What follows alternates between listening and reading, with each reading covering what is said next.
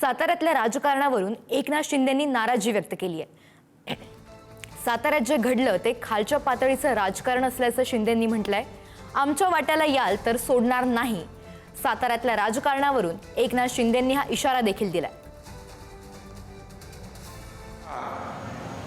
ही एक संस्कृती परंपरा जपणारी भूमी आहे। इथं वाकडं तिकडं करून चालत नाही। जे काय झालं ते राजकारण खालच्या पातळीवरचं झालं, खालच्या दर्जावरचं झालं।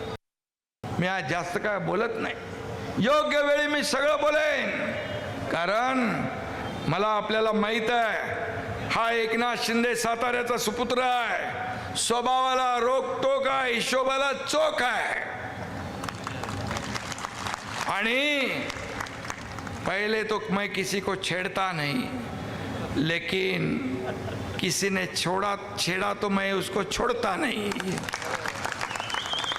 हा माझा स्वभाव आहे। मी कोणाच्या आडव्यात जात नाही, कधीच नाही। मी माझं काम करत असतो।